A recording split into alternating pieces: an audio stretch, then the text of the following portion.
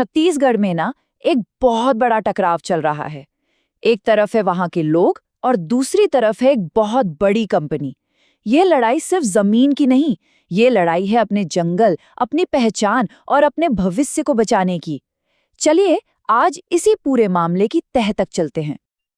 तो ये आवाज है छत्तीसगढ़ के उन गांव वालों की जो एक बहुत बड़े इंडस्ट्रियल प्रोजेक्ट के खिलाफ डटकर खड़े हो गए हैं। आखिर ऐसा क्या हो रहा है वहां और ये लोग इसका इतना विरोध क्यों कर रहे हैं? आइए जरा इसे और करीब से देखते हैं। तो धर्मजयगढ़ का जो इलाका है ना, वहां की 3 पंचायतें पुरुंगा, समरसिंहा और तेंदुमुड़ी अब एक साथ आ गई हैं। और जानते हैं वो क्या कर रहे हैं? वो शांति से मौन प्रदर्शन करके अपनी बात सामने रख रहे हैं। और उनकी मांगें ना बिल्कुल सीधी और साफ हैं। वो हाथों में संविधान की कॉपी लेकर ये कह रहे हैं कि भाई ये जो जन सुनवाई है इसे रद्द करो। अडानी का ये कोयला प्रोजेक्ट यहाँ नहीं चलेगा। और हाँ, अगर अधिकारियों को बात करनी है तो हमारे गांव में आओ, दफ्तरों में नहीं। सीधी सी बात है, हमारे संवैधानिक अधिकारों का सम्मान होना चाहिए। तो सवाल उठता है कि आखिर ये विरोध हो किस चीज का रहा है। तो सुनिए, ये प्रोजेक्ट है एक अंडरग्राउंड कोयला खदान का, जिससे अडानी ग्रुप अपनी ही एक कंपनी अंबुजा सीमेंट के लिए बनाना चाहता है। अब जरा इसके साइज का अंदाजा लगाइए। ये खदान कोई छोटी मोटी नहीं, पूरे 869 हेक्टेयर में फैली होगी। लेकिन इससे भी ज्यादा जरूरी बात पता है क्या है?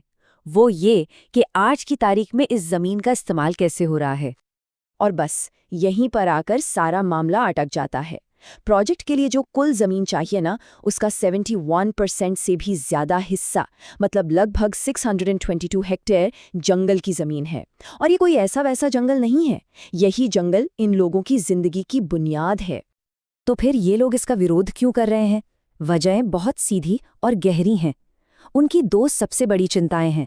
पहली, उनके पर्यावरण को ऐसा नुकसान होगा जिसकी भरपाई कभी नहीं हो पाएगी। और दूसरी, उनकी जो पूरी जीवन शैली है वो ही खत्म हो जाएगी। देखिए, उनका तर्क ये है कि ये जो अंडरग्राउंड माइन बनेगी वो जमीन के नीचे का सारा पानी सोख लेगी। इससे भूकंप का खतरा भी बढ़ सकता है। और सबसे बड़ी बात, वो जंगल ही नहीं रहेगा जिस पर उनकी पूरी कमाई, उनकी पूरी जिंदगी टिकी है। मतलब तेंदुपत्ता, हर्रा और न जाने क्या क्या। और ये सिर्फ कोई दूर का डर नहीं है, ये तो अभी से हो रहा है। गर्मियों में तापमान 46 डिग्री तक पहुंच रहा है और इसका सीधा असर उनकी खेती पर पड़ रहा है। फल और सब्जियां उगाना अब पहले जैसा आसान नहीं रहा। पर रुकिए, ये लड़ाई सिर्फ पर्यावरण या जमीन की नहीं है। ये लड़ाई है कानूनी हक की और उस भरोसे की जो सरकारी प्रक्रियाओं पर से अब ऐसा लगता है उठ चुका है। देखिए, कानून क्या कहता है। भारतीय संविधान के मुताबिक ये एक अनुसूचित क्षेत्र है, मतलब आदिवासी इलाका। और ऐसे इलाकों में किसी भी प्रोजेक्ट को मंजूरी देने का आखिरी अधिकार ग्राम सभा के पास होता है।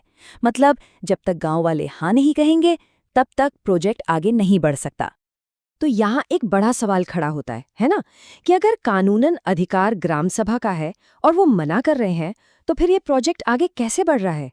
गांव वालों का आरोप है कि इसका सारा खेल जन सुनवाई की प्रक्रिया में छिपा है, जिसमें भारी हेरफेर की जाती है। गांव वालों का साफ साफ कहना है कि उन्हें पता है ये सब कैसे किया जाता है। वो अपने पुराने अनुभव से बताते हैं कि पहले गांव के ही कुछ लोगों को लालच देकर अपनी तरफ कर लिया जाता है। फिर जन सुनवाई वाले दिन बाहर से लोग बुलाए जाते हैं जो प्रोजेक्ट के हक में नारे लगाते हैं। बस इसके बाद प्रशासन एक रिपोर्ट तैयार कर देता है कि भाई ज्यादातर लोग तो प्रोजेक्ट के साथ हैं, और ऐसे गांव वालों की असली आवाज को दबाकर प्रोजेक्ट पास हो जाता है। और इसी सब के बीच अब ये पूरा का पूरा टकराव एक तारीख पर आकर सिमट गया है। वो तारीख है 11 नवंबर।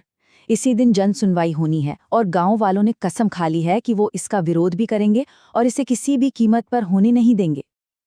उनका स्टैंड एकदम क्लियर है। उन्होंने साफ चेतावनी दी है कि अगर ये सुनवाई जबरदस्ती करने की कोशिश की गई तो उनका ये जो शांतिपूर्ण विरोध है ना, वो एक उग्र विरोध में बदल सकता है।